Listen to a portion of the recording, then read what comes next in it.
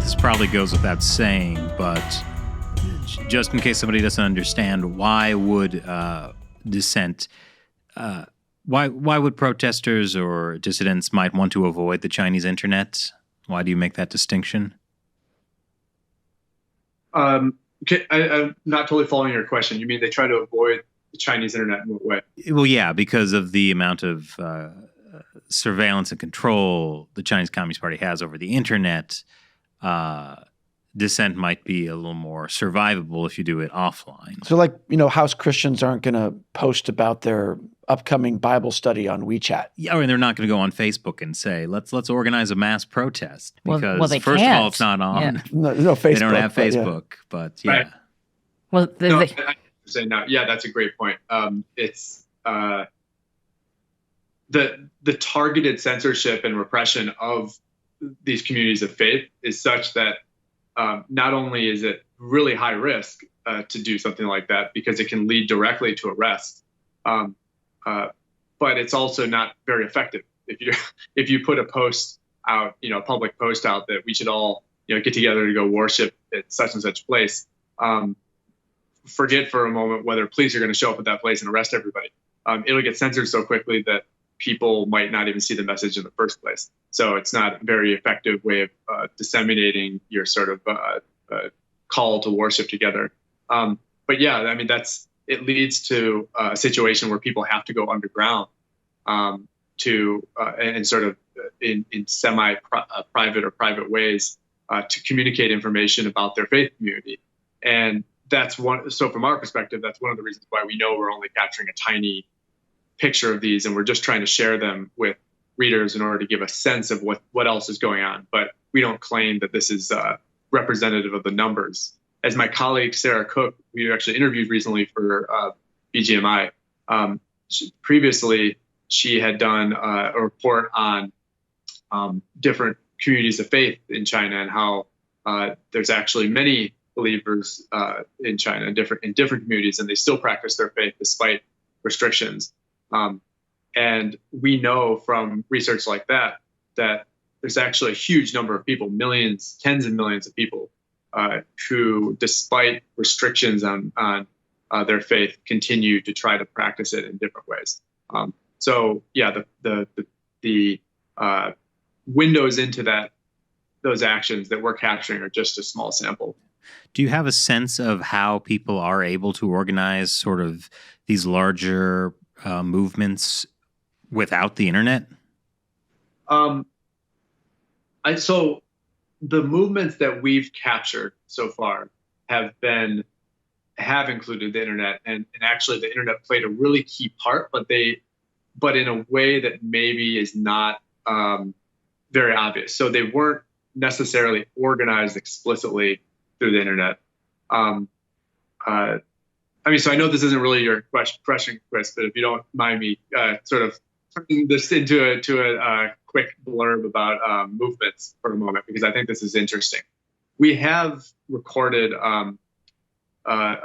three or four types of movements that have happened just during this short period. And I think to not only casual observers, but even people who study China closely, this would be somewhat surprising because we know that concerted movements are very difficult, even more difficult, right, than just having a collective action. When you're trying to organize one or multiple collective actions over time across space, that's really perceived as a threat by the Communist Party at high levels. And so these efforts in the recent past, to try to organize movements around different issues have been met with real serious clampdowns and mass arrests. Despite this, we recorded some movements, but they're decentralized. And I think that's sort of been the key in the ability of these movements to occur in the first place, is they're decentralized and they're somewhat leaderless. It doesn't appear from what we can see that there's a ton of coordination. There might be some, excuse me, but there's not a ton of coordination.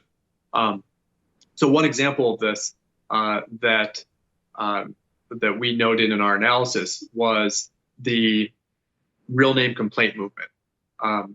in Chinese it's the 实名举报. So we called it the 实名举报运动. The real name complaint movement has this base in a number of regulations in Chinese law that allow people to use or encourage people to use their real name, their real ID, to make complaints through different institutional channels. And over time, if you know anything about the petitioning system, for example, that often doesn't really work to resolve issues, people get really frustrated with this. And so kind of invoking that official system, people were holding up their ID cards in their protests. So they would get together in groups, they would hold up their ID cards, and they would often start their public statement during the protest with, I'm making a real name complaint. 我要实名举报. They would start a lot of the protests this way. So this is sort of this shared symbolism that we saw, and it all happened within a short period. Well, not all of it, but most of it happened within a short period in June, where people were connecting essentially through the symbolism, but also through online hashtags. And they weren't, so these hashtags weren't, them sharing direct messages. They weren't coordinating necessarily behind the scenes. They just saw a spike in other people doing, in organizing this way and making open public grievances against officials, corruption, and fraud. And so they followed on this and used the same symbolism to organize with people in their community and do a similar protest. And we counted something like 65 collective events. So not counting solo sort of protests, because there were so many that we actually couldn't count them. But sort of collective efforts. There were something like 65 of these across across more than a dozen provinces in a period of a few weeks.